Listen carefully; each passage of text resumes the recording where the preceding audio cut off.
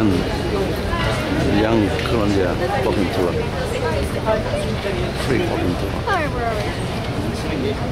No, private tour. Holland. Also Holland. Holland. Holland. Switzerland. Switzerland. España. No, nosotros nuestro tour is stop. Naar Utrecht. Oh, well, obviously really Yeah? Ja, 3 weken. Dit is eigenlijk tijdens Parijs. En español is Ja, 3 weken ongeveer. Dat is eigenlijk te weinig, hè? Ja, we hebben zeker nog nooit zo. Sí, sé que son gratuitos. We zijn net een juist geland. Vandaag gewoon iets tours doen. Ja, nou, we hebben eigenlijk maar 1 dag voor.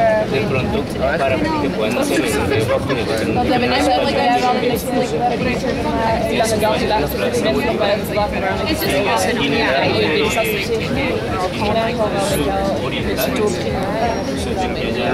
Ja, precies, dat is prima. Ik heb de biketour gedaan. Nu doe ik deze dan. Dus ik heb ook 1 dag voor Bogota gekozen. try and find some shelter. I don't think we really can. Photograph was taken in this very plaza, and it looked like this. This was this right here, the one to the right. Oh. So the one on the left is Simón Bolívar. I believe most of us are aware of who he is. Yeah. The one on the right is that man. That man is General Francisco de Paula Santander, one of Simón Bolívar's closest friends and most important allies at the moment of achieving independence. But at the same time, one of his greatest arch enemies, because by the time we were getting closer to independence, these two started fighting for power, turning themselves against each other. Right, so I just need you guys to keep that name in your head for a story I will share farther along the way. In the meantime, let us go all the way towards the stairs in the next plaza, right? And we will continue the conversation there. If you guys have questions, si necesitan también en español la traducción, me preguntan, porfa. ¿Cómo se llama él otra vez? Francisco de Paula Santander. ¿Y la plaza? Santander. So let's go, guys, that way. See if we can close you. Boyacá, the next state or county, right? About 8 hours away from Bogota. These people have a link, or these people are the link in the story for us to tell all the changes that the city suffered. For that part of the story, guys, let us walk all the way down. Yes. No, it is not, technically, because they do not pay taxes. But police is higher. Yeah, because they're paid to look after them.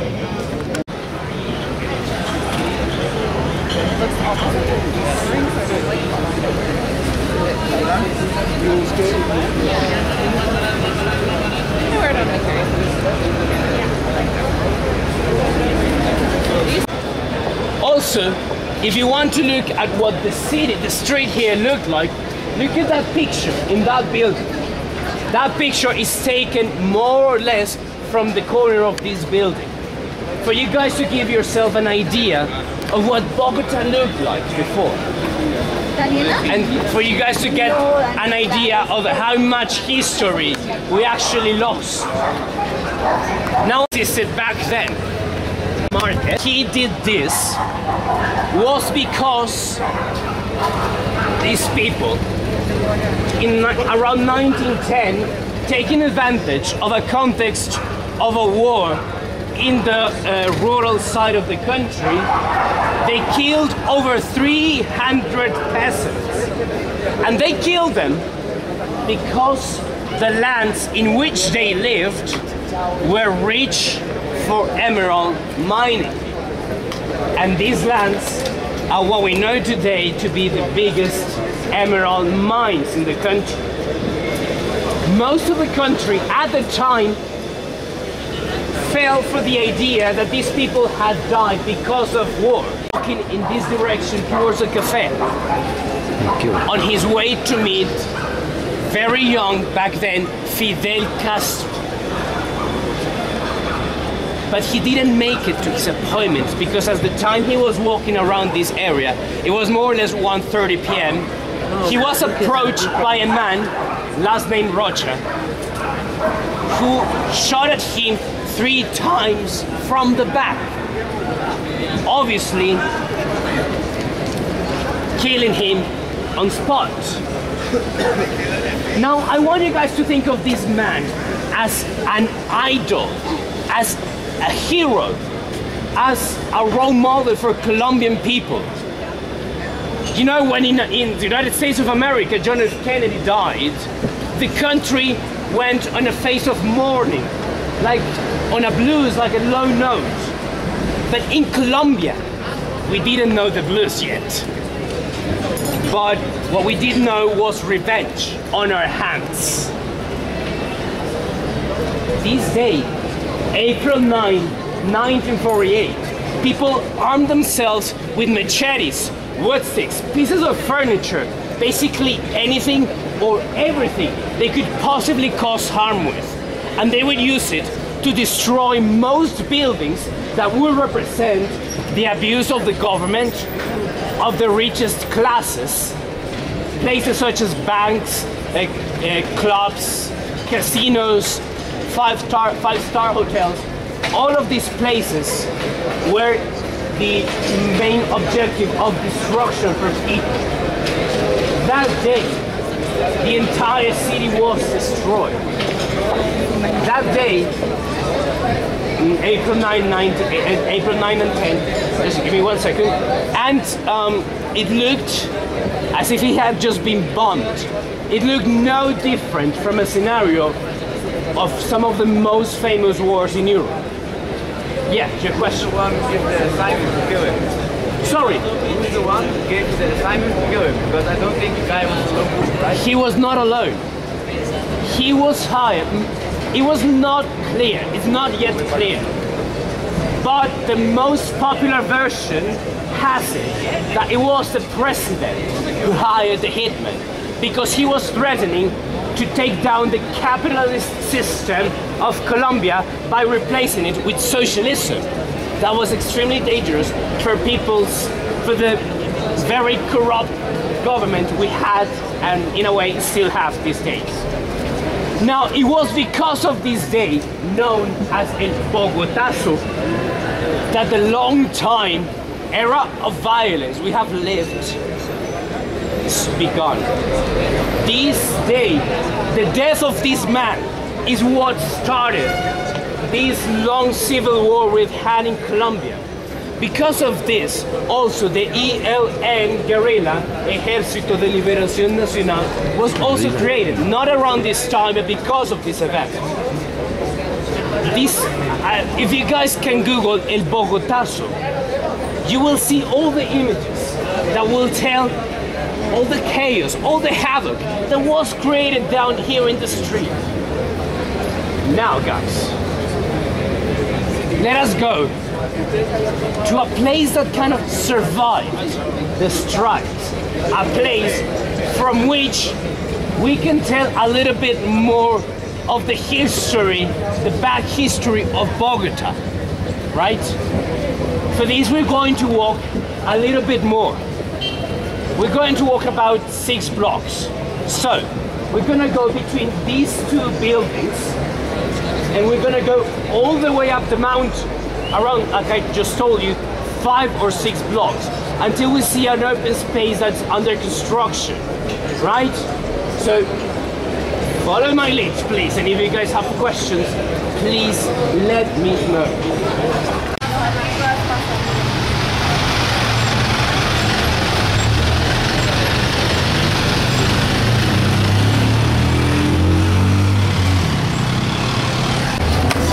Don't get this in Europe, no? If you there, never ever seen it. I still want to have a picture with like me. Huh? I still want to have a picture with like some amazing museum, you know what I mean? Yeah, yeah. Amazing. Yeah,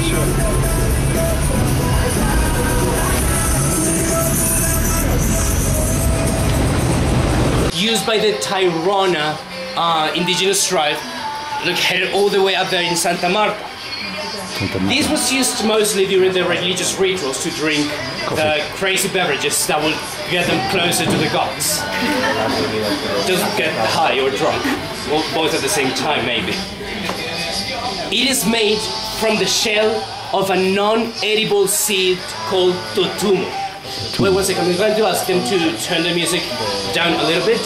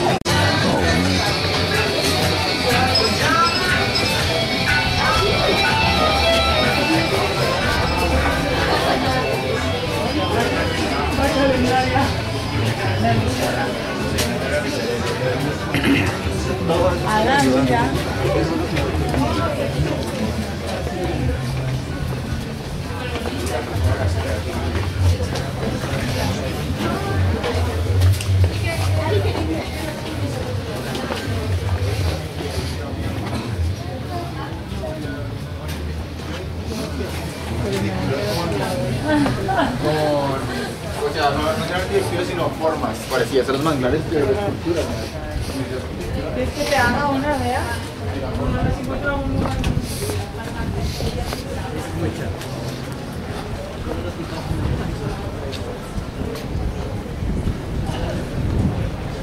Ceremony happened where it was celebrated the inauguration of Bogota.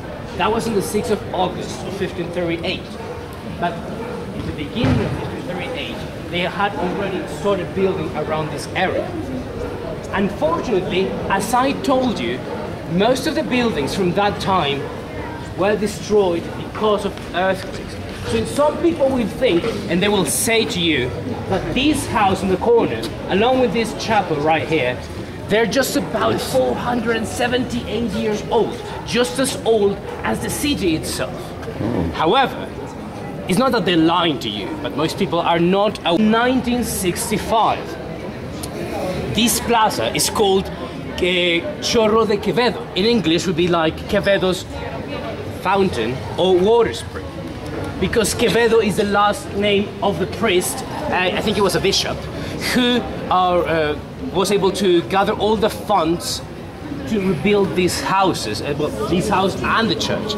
The reason why they only rebuilt this house is because that one is believed to be the house where the Spanish nobleman who founded the city, Gonzalo Jimenez de Quesada, lived. Right, so it would have been that place. That's according to history experts. It's not like a 100% certainty, but it's the one that's most commonly accepted as being such a place. This structure that you guys see here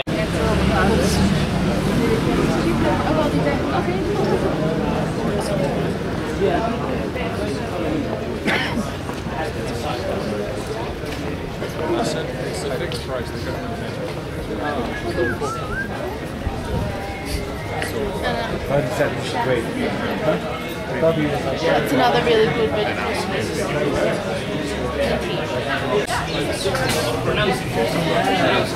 So, when the Spanish people not really get along with the pronunciation, they just called it Bacatá first. So for the first 100 years, it was Bacatá, and then it turned to Bogota, which was easier for them to pronounce. Well, actually, the first name was like Ciudad Real, the royal city of the high faith.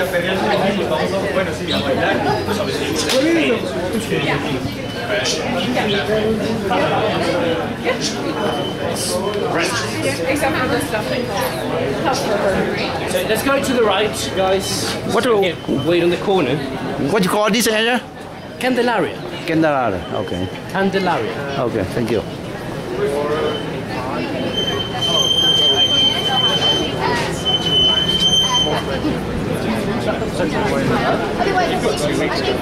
Candelaria.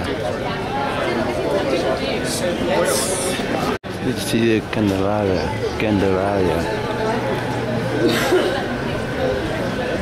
Candelaria. But they had like a photographer, because I wanted to get into making area church. This is a church of the Virgin of La Candelaria. Originally brought, if I'm not mistaken, from the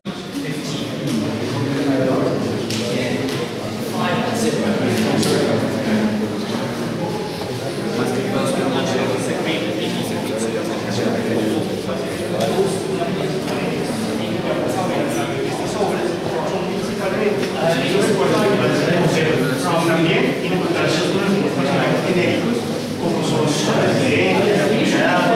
militares que van a aparecer acá. Quiero que vean también lo siguiente.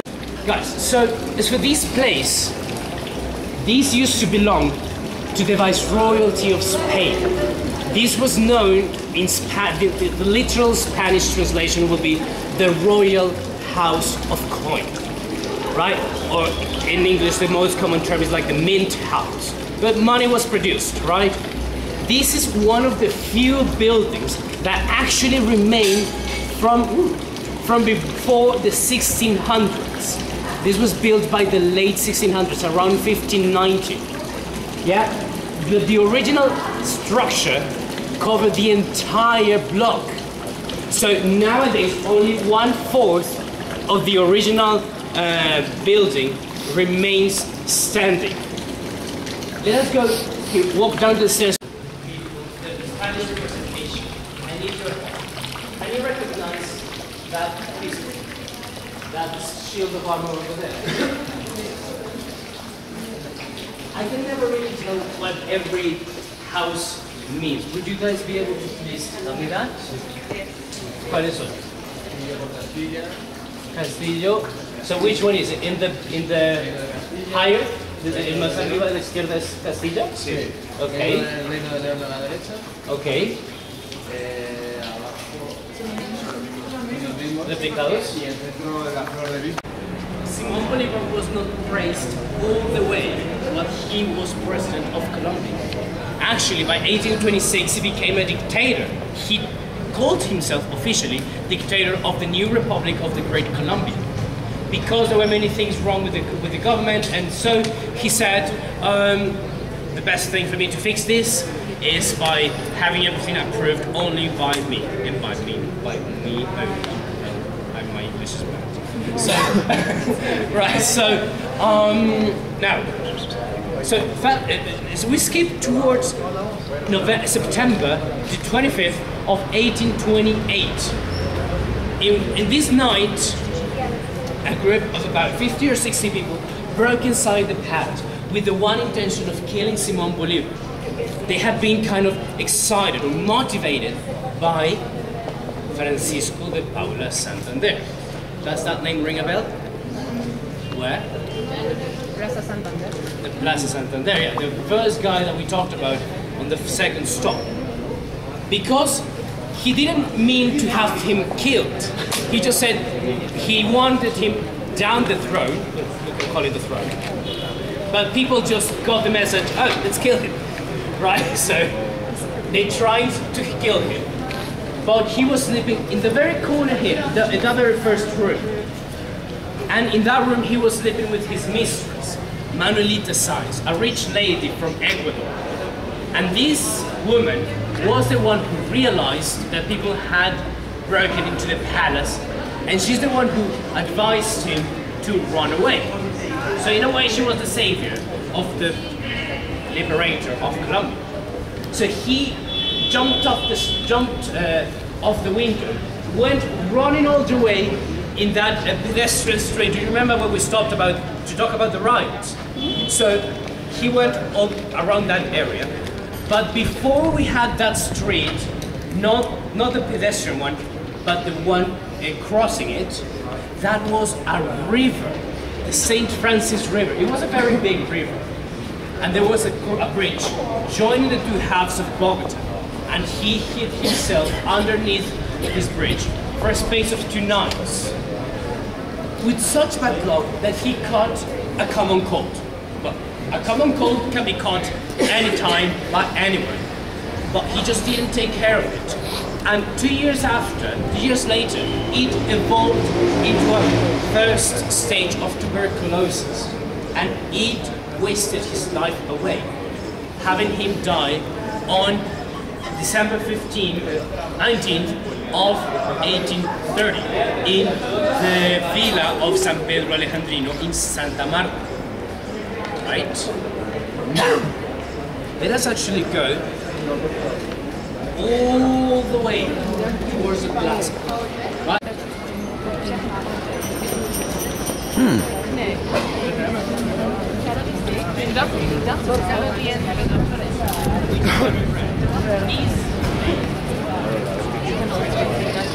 Extra efforts to have myself be heard.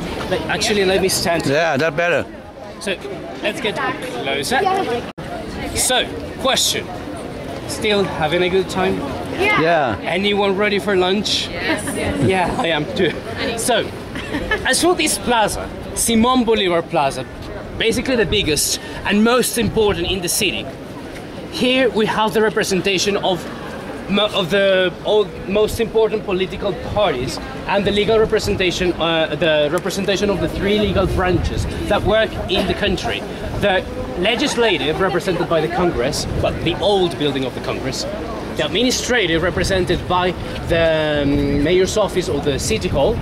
And the legislative, represented by the tribunals, what we call the Palace of Justice.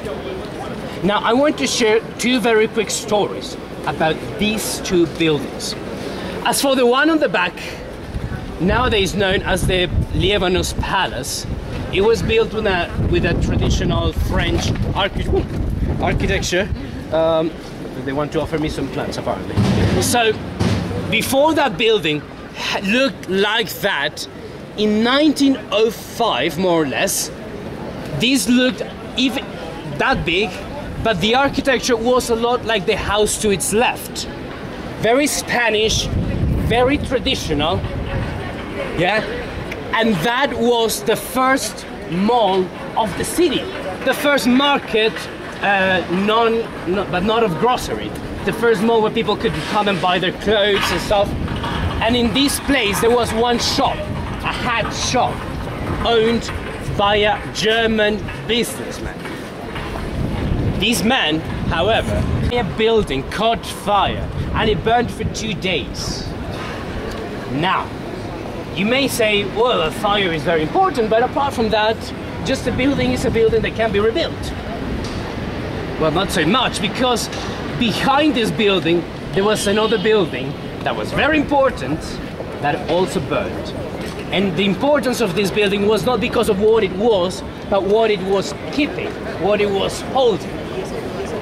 Behind this was the first city hall, the first mayor's office, where the Act of Independence of Colombia, along with the documents of the foundation of Bogota in the prison he built and that he owned. Literally, he was imprisoned in his own house, in a way. So, this man looked slightly different. This is what it looked like before. Oh, wow. It's much nicer now. Much nicer, actually, yeah. Rebuilt by German people, actually. So, 1985, extradition was not yet approved.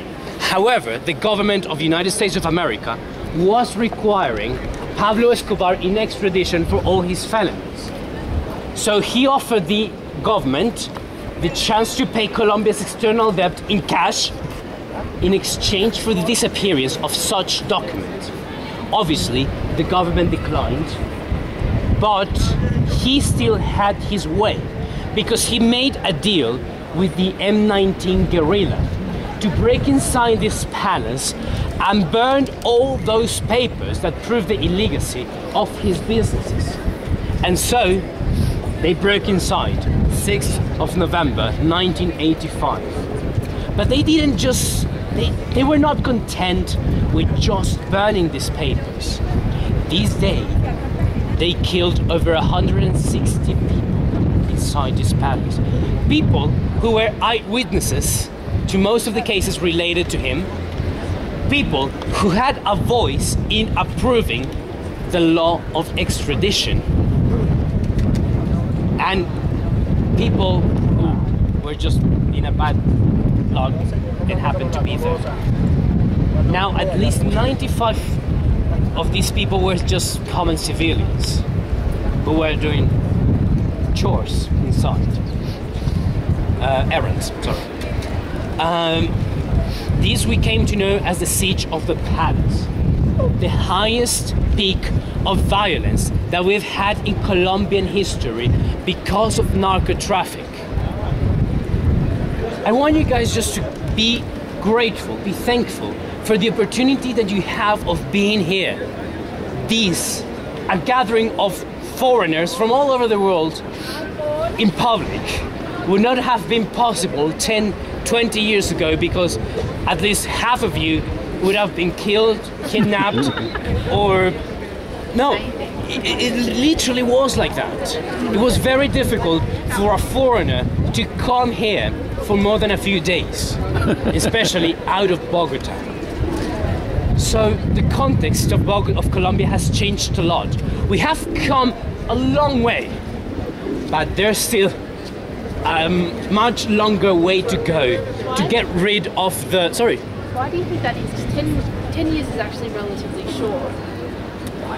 Because, well, we don't have that much time to actually go through all of it, but the previous president, Alvaro Uribe, actually kind of made a deal to have all the smaller guerrillas spreading the country to cease the fire and to cease the attacks against travelers. And he opened back areas that were not reachable before, such as Palomino. I think some of you were there just recently.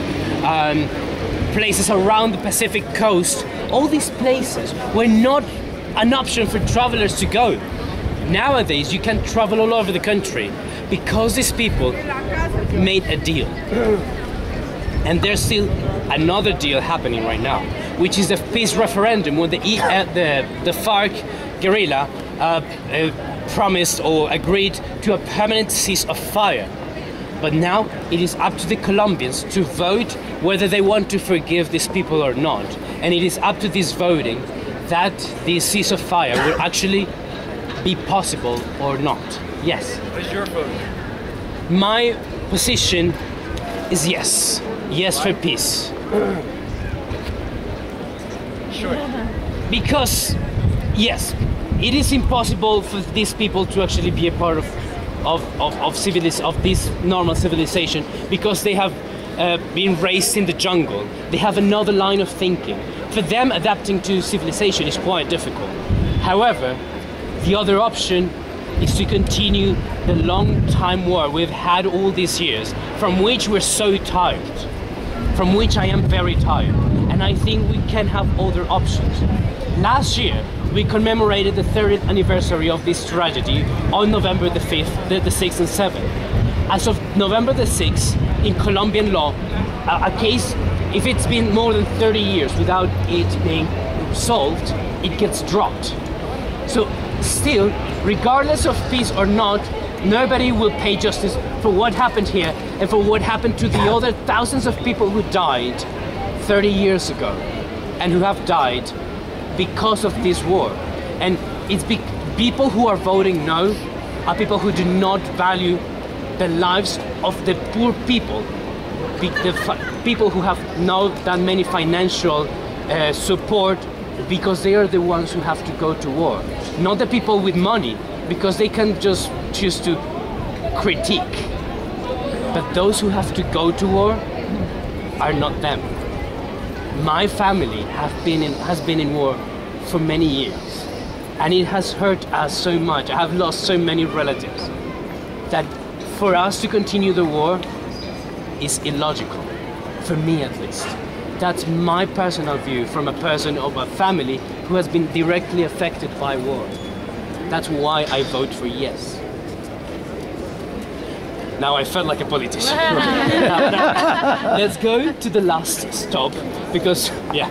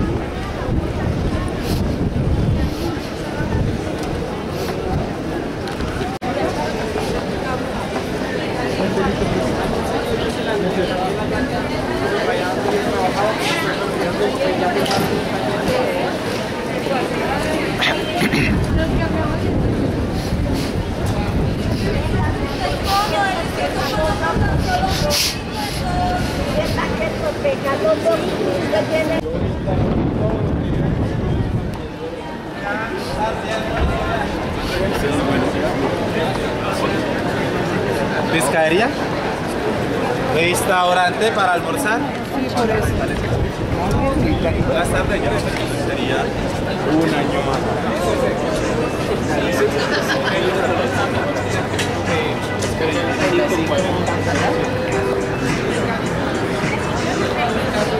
Le coge la pieza y se la ajusta para que le funcione. Ahorita la hispanidad va a salir al pasar.